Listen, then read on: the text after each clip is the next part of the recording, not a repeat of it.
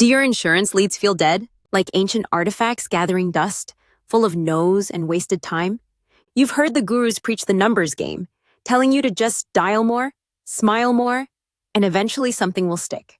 But what if I told you that approach isn't just outdated, it's actively costing you sales? What if the secret to exploding your income this year isn't just what you're selling, but how you're selling it? Most agents treat leads like a ticking time bomb. They're afraid of being too late, so they rush in with a product pitch hoping to snag a quick sale. But here's the cold, hard truth. Those leads you're calling, they've probably been called by a dozen other agents just like you. And guess what? They've heard the same old lines. They've heard the features, the benefits, the best policies. And what does that create? Sales resistance. Just like Jeremy Miner said, when you tell people things, when you push or manipulate, they push back. It's human behavior 101. They don't want to be told. They want to be understood. If your prospects feel like you all sound the same, that's a problem for your leads. Why? Because you're triggering their natural fight or flight mode. They've been through this dance before, and they're ready to either fight your pitch or flee the conversation. This perception of sameness is why your efforts with your leads often feel like hitting a brick wall. Jeremy Miner nails it. All selling is change. But human beings don't like change, especially when it's initiated by a pushy salesperson. So, how do we get around that? We stop being product pushers and start becoming problem finders and problem solvers. This is the fundamental shift that will revolutionize how you approach your leads.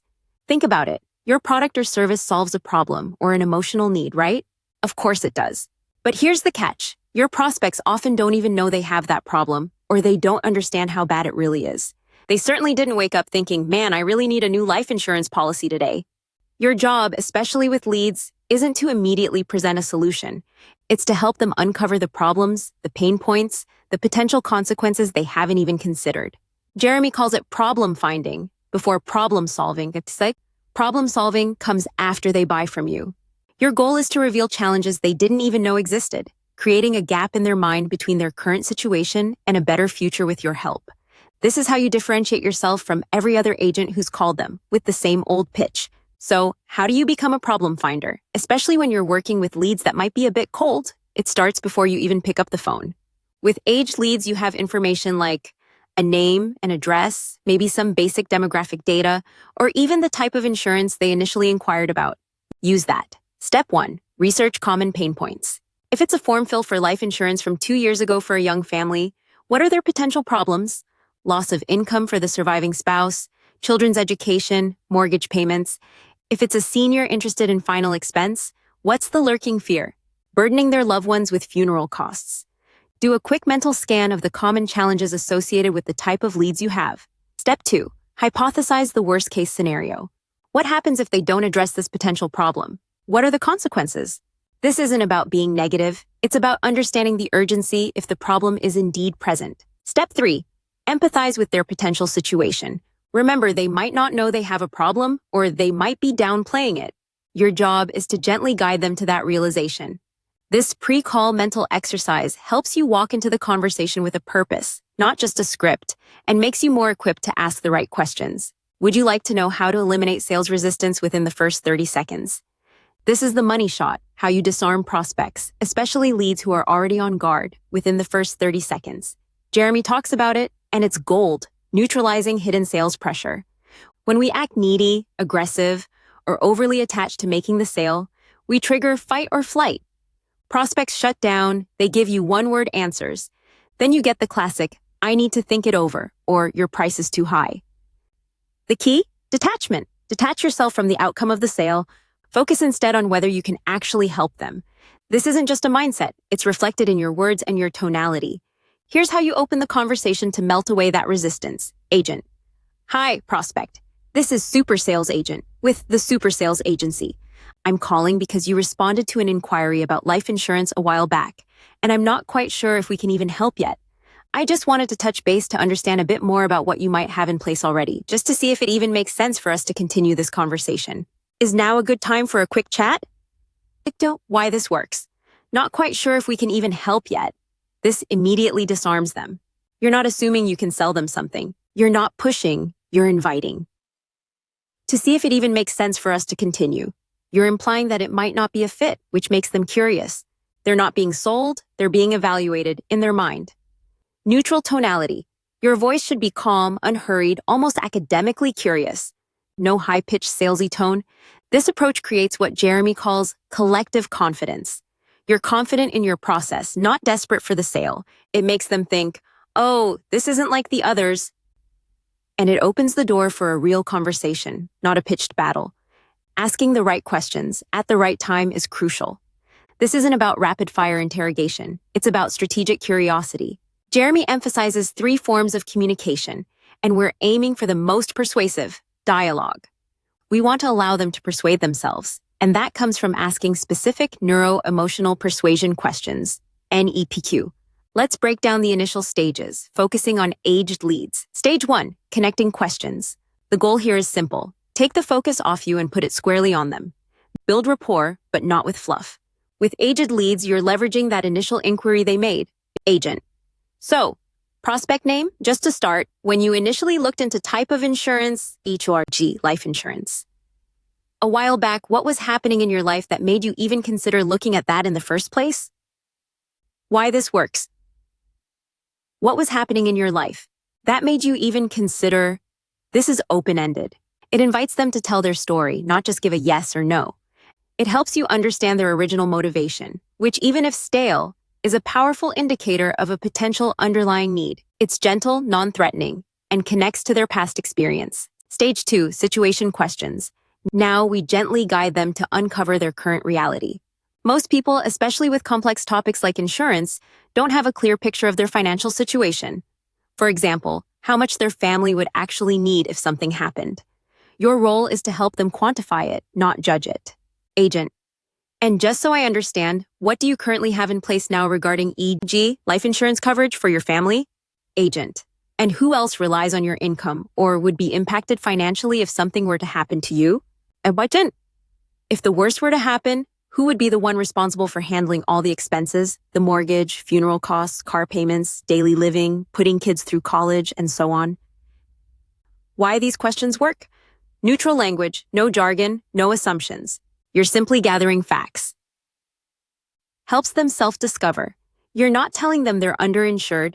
You're helping them realize their current situation may not align with their desire for protection.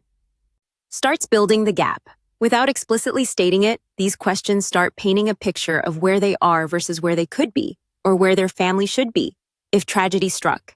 This is crucial for aged leads, as their situation may have changed, or their awareness of risk may have evolved. Next, we move on to uncovering the real problems with problem awareness questions. This is where the magic truly unfolds, especially with aged leads. They've given you the surface-level facts. Now your job is to help them connect those facts to the real, emotional problems. Remember Jeremy's insights. Humans make decisions on emotion, not logic. You're not looking for a logical response here. You're looking to tap into their underlying concerns. We're moving into problem awareness questions. These open the door to the root cause of their potential issues and how those problems are affecting them, or could affect them, agent. So, based on what you've shared, let's just imagine for a moment. If you were no longer here, and person identified as responsible, e.g. your spouse Cindy, had to shoulder all of those financial responsibilities you mentioned. The mortgage, outstanding debts, raising the kids alone, figuring out funeral expenses. What would that feel like for them? What kind of stress or burden would that put on Cindy or other family members? And when you think about them having to face all of that alone, without your income, how many months or even years do you think they could realistically manage before things became truly desperate, or they might even lose the home? Agent. And knowing that, how does it make you feel, imagining them in that situation? Why these questions work. Future pacing visualization. You're asking them to imagine the problem's impact, creating a vivid mental picture. Emotional connection. You're moving beyond numbers and asking about feelings like stress, burden, struggle. Revealing the gap. Each answer further solidifies the gap in their mind, where they are now, underprotected, versus the significant pain of what could happen. This is the crucial stage for developing urgency out of aged leads, because you're tapping into a current, not expired problem. They might not have felt this urgency when they filled out the form a year ago, but they feel it now because you have skillfully brought it to their awareness. After this, you are painting a brighter future with solution awareness questions. Now that we've guided them through the discomfort of problem awareness, we pivot. This isn't about dwelling in the pain. It's about showing them the relief and security your solution can provide. These are solution awareness questions. They help the prospect visualize what their future could look like once these newly uncovered problems are resolved. This is where you connect the dots between their pain and your policy, not as a sale, but as a path to peace of mind. Agent. Now, let's flip that picture for a moment. Imagine we found a plan, a strategy, where if something were to happen to you, your spouse, let's say Cindy, would be able to pay off the home completely. Not just the mortgage, but all the car payments, credit card debt, student loans, everything. The financial burden would be completely gone. They could stay in the home, the kids could stay in their schools, and their daily life wouldn't be completely upended by immediate financial crisis. Knowing that and seeing that security for your family, what would that do for you personally? What kind of peace of mind would that give you today? Why this works. Positive future pacing. You're painting a vivid, positive picture of their future without the problem. This creates desire. Focus on outcomes, not features. You're not saying, yay, our policy has a death benefit. You're saying your family's home would be paid off and there would be no debt. This speaks to emotional benefits. Connects to their deepest desires. Most people want to protect their loved ones. This question taps directly into that desire for security and relief, making your solution incredibly appealing. Notice how my voice shifts slightly here, becoming more warm and inviting. It's still empathetic, but now tinged with the promise of a solution. This stage helps them internalize the positive impact of resolving the problem, making them more receptive to your proposal. Next, you need to solidify the urgency with consequence questions. Even after they see the ideal future, some prospects might still hesitate. This is where consequence questions come in. This isn't about pushing, it's about helping them fully grasp the ramifications of inaction. If they don't move forward, what will the cost be? If they stick with the status quo, what will happen? Agent. What if you didn't do anything about this and just stuck with your current situation? Or, what if you just decided to keep that old employer-provided policy, or the small one you have? But then, God forbid, something happened to you a few years down the road, and your financial situation hadn't changed? Your spouse, Cindy, still wouldn't have enough to pay for the house or the kids' education, or even just daily expenses without your income. What would ultimately happen to them at that point? What kind of situation would they be left in? Why this works. Highlights the cost of inaction. It forces them to confront the potential negative outcome of not moving forward. Builds greater urgency. If there's no consequence for inaction, there's no urgency to change. This question creates that urgency. Strengthens the gap. The bigger the gap between their painful current reality plus consequences of inaction and their desired future, the easier it is for them to see the value in your solution. You're helping them realize that the temporary discomfort of making a decision now is far less than the long-term pain of doing nothing. Now we move on to guiding them to commitment with commitment questions. You've guided them through discovering the problem, feeling the emotional weight of it, envisioning a better future, and understanding the cost of inaction. Now, it's time for commitment questions. This is where you help the prospect articulate their own desire to move forward and take the necessary next steps. It's not about you closing them. It's about them convincing themselves. Agent. Based on everything we've discussed, and thinking about the security that paying off the home, protecting the family's future, would give you and Cindy, do you feel like this could be the answer you've been looking for? Agent. Help me understand. Why do you feel like this would be the answer for you? Cheat. Why this works. They persuade themselves. When they articulate why it's the answer, they are verbally committing to the solution in their own words. This is far more powerful than you telling them. Uncovers hidden objections. If they hesitate or give a lukewarm answer, I'm just not sure about the budget, you can address it then. Budget aside, why do you feel this would be the answer for you? This helps you isolate the real concern from a potential smokescreen. This entire process, when handled with genuine empathy and skillful questioning, transforms aged leads into a deeply engaged prospects. You're not just selling them a policy, you're helping them solve a profound problem they didn't fully recognize until you guided them to it. So why does this advanced questioning strategy, Jeremy Miner's NEPQ, work so incredibly well with aged leads? It's simple, really. 1. They're already warm. When you are calling aged leads, they are not cold calls. At some point, they expressed interest. That initial spark, however faint, means they had a need or a curiosity that led them to inquire. Your job is to reignite that spark by uncovering the real problem. The other agents they've spoken to likely hammered them with features and benefits, which is why they went cold. You're different. 2, they're conditioned for bad sales calls because they've been called by so many other agents just pitching. When you come in with a detached, problem-finding approach, you are instantly perceived as different. You stand out. You become the trusted authority or the expert because you're asking questions no one else has. 3, their situation has likely changed. Aged leads means time has passed. People's lives evolve.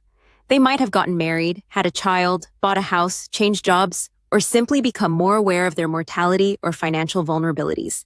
Your questions help you uncover these new or evolved problems that make them a prime candidate now. Chapter 4. You build trust. Almost instantly. By detaching from the sale and genuinely focusing on understanding their situation and problems, you build trust rapidly. When you admit you might not be able to help, they view you as unbiased, not just another commission-hungry salesperson. This is particularly effective because their guard is already up with aged leads. You're lowering it for them. Don't let the term aged fool you. These aren't dead leads. They are often underserved, understood, and undervalued by other agents. For you, leveraging these strategies, aged leads become an incredible source of untapped potential. All right, so you've got the theory. Now, let's put it into practice. Here are your actionable steps to transform those aged insurance leads into explosive sales. Adopt the mindset of a problem finder. Before every call, remind yourself, my goal is not to sell. My goal is to find out if there's a problem I can help them solve. This detachment is crucial. 2, master your opening. Practice that neutral, disarming opening. The goal is to get them to lower their guard and stay on the phone for a meaningful conversation. Remember, I'm not quite sure if we can even help yet. 3, prepare your core questions. Have your key connecting, situation, problem awareness, solution awareness, and consequence questions ready. Tailor them slightly to the type of aged leads you're calling. Chapter 4. Listen more, talk less. This sounds obvious, but it's critical. Your prospects will tell you everything you need to know if you just ask the right questions and then genuinely listen to their answers. Don't interrupt. Allow for pauses. 5.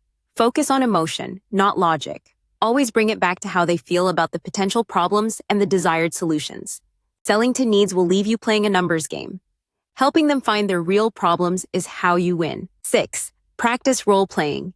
Get a friend, colleague, or even use a mirror. Practice these conversations. Pay attention to your tonality, your pacing, and your ability to maintain a neutral, empathetic stance. The more you practice, the more natural it becomes. This isn't just about selling more policies. It's about becoming a true advisor, building trust, and creating lasting relationships. And when you do that, especially with aged leads, your income will not just grow, it will explode. If you're ready to stop pushing and start transforming those aged leads into golden opportunities, hit that subscribe button. And if you want to get your hands on the highest quality aged insurance leads that are perfect for applying these very strategies, check out the link in the description below. Keep finding those problems, keep solving them, and I'll see you in the next video.